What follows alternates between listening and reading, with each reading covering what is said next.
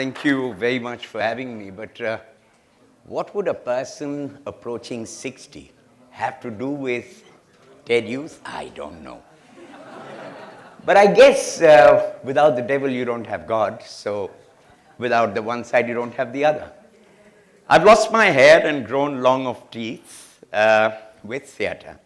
And theatre teaches you hubris like nothing else does. You may strut on stage and be an Oedipus or some large character. The play gets over. The audience streams out. The sets are struck. You walk out when a few program notes are lying on the ground and there's no one there.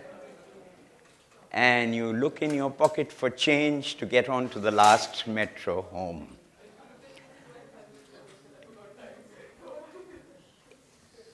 It's a reality check.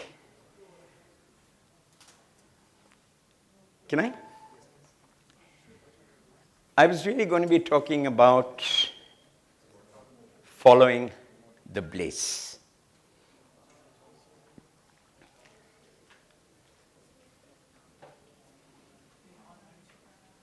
Yeah. Mine is a life most ordinary, lived a billion times before. Mine is a life I am living for the first time. Can we get it? Doesn't matter. So,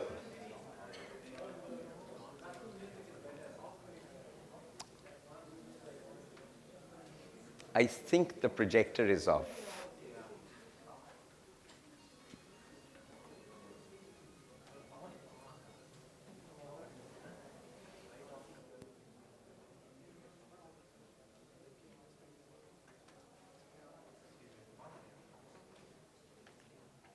You know, on stage once, playing a role in The Sleuth, the character had to pick up his gun and shoot me in the first half of the play. He shot, the backstage explosion didn't go off, so he decided that at interval, when he has to shoot me again, and then I have to come back as the detective and, find all the traces of the blood and everything, he chucks his gun away and he says, at times, technicals don't support you. So he puts his hand out and he kills me. Now I have to come back in the second half and discover things and scare him saying, I can see the burn of the cordite. Now I had to rewrite the play standing on my feet. Gentlemen, don't worry. I'll take it without it. Don't worry. I'm cool. Thank you. So, or let's hope I'm cool. So,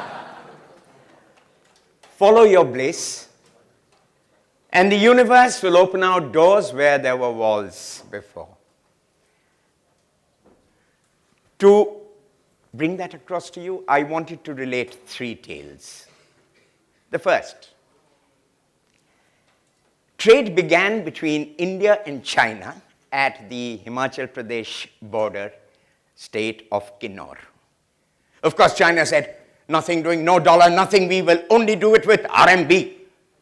Fat chance of Kalpa branch of SBI having anything but dollars. So it went back into barter. Wonderful, thank you so much. And who was doing the barter? The former human intelligence guys, which is the human intelligence guys from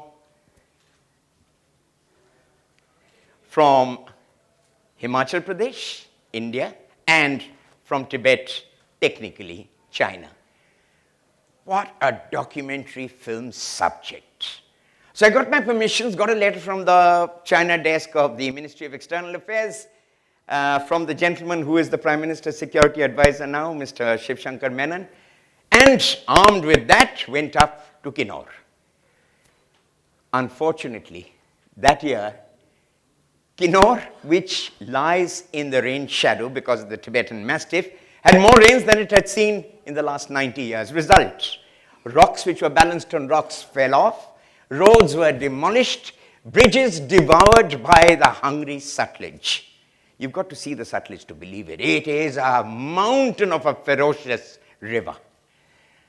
So, after 3 days of paying money for the unit, we reached Kalpa and met the district magistrate who said, sorry, pal, not letting you go to Shivkila. But why? Because your lives are my responsibility. If you die, I've got it in the neck and I'm not going to take it. So, if you try to go, I'm going to lock you up and throw away the key. So I said, hey man, give us a chance. We've actually invested money for all these days. He said, you want a story? Yeah, but why else do you think I'm here? Then go to Sangla. Sangla, what's the story? He said, you'll find it. The Baspa Gorge leads to Sangla. The river Baspa has cut this very, very cruel gorge where people don't want to sit on the mountain, on the river side of the buses because it's a sheer drop. It's an unforgiving gorge. At the end of these 18 kilometers, you find this paradisical valley of Sangla.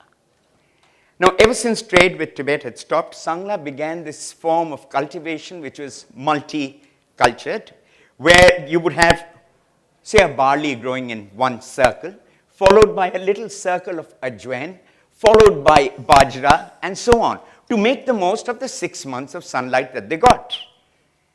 In this beautiful, multi-hued, wide valley stood out these ugly dicks of modern civilization.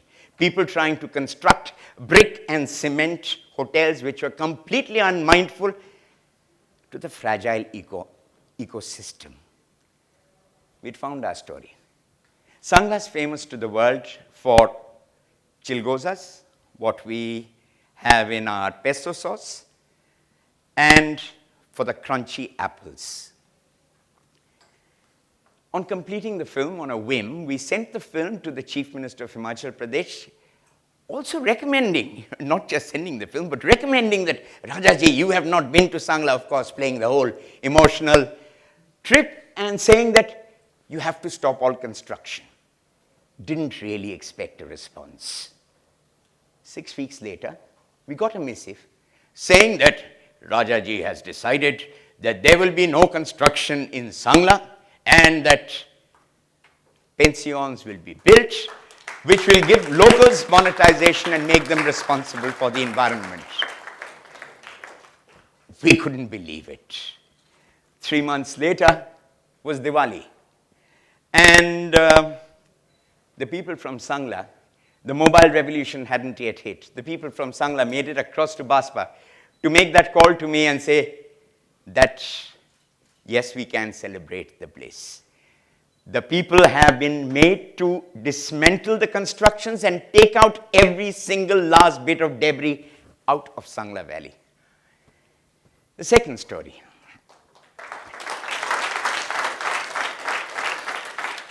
UNICEF and National Human Rights Commission gave us an ad to be made on child abuse. This was the first time that there was going to be an ad on public television. We were not very comfortable with it because at the end of the film there was no call to action. So, although they were very cautious, UNICEF wants to err on the side of caution, NHRC didn't want to upset the apple cart, and we didn't want to relent. We said the film is lost. We can't find it. We need a call to action. Complete impasse. This was 97. And Childline was being run as a pilot program in Mumbai. We got it. Somehow the connections were made and MTNL graciously said that they would give us that 4-numbered emergency number. And that was the first that Childline was launched to television audiences across the country. Today, Childline is a service available in 30 states and union territories. Very, very glad to tell you.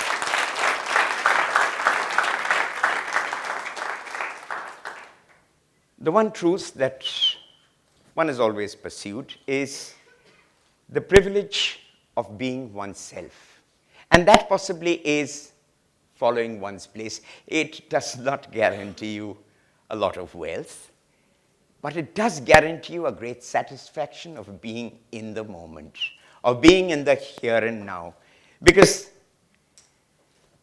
that here and now is something that I've grown up with, which is theater. I mean, what's happened today, this moment that I've shared with you, it's never going to be repeated. You can see as many films as you like, but this moment of, I have shared your breath, I have shared your presence, this moment, never to happen again. Something like what the Gautama taught also, isn't it? The Buddha. That it's moments of lucid clarity linked by long moments of unmindfulness. And it's this sense of mindfulness that really opens out amazing possibilities. The Bhagavad Gita also tells us about it. Amazing, isn't it? When you really look at it, you find so many have already talked about it. So, nothing original. As Aristotle talked about people not being original, continues plagiarization. Karmane vadikaraste ma phaleshu kadachin. Which to me has always meant, concentrate on the process, the result will look after itself. Really difficult. Yeah? You think so? Not at all. When you're deep inside the rehearsal, when you're deep inside that creative process, you hardly want to see what's going to be the final thing and whether the audience is going to applaud or not. You don't even think of it. In 2005, we made a short film, Akkar Bakkar, which is a 30-minute featurette on child abuse. The film was widely used by UNIFEM for advocacy. On 15th August, the Independence Day, we were invited to the Parliament to show the film. The best comment I can make is that for 30 minutes they sat silent.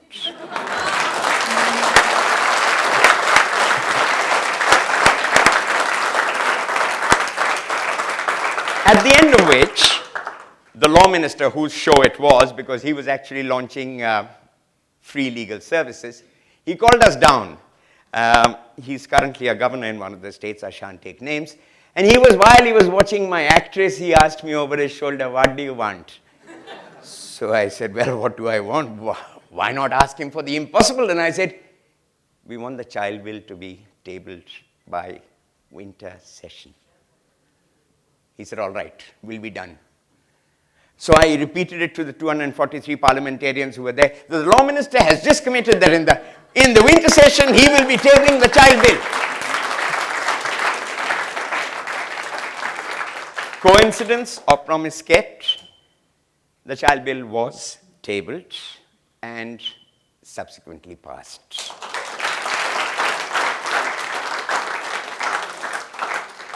To all my young friends, all I can say is go with the flow and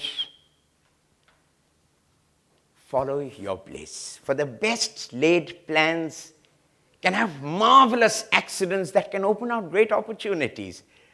To quote John Lennon, life is what happens to you while you're busy making other plans. Thank you so much. Thank you for having me.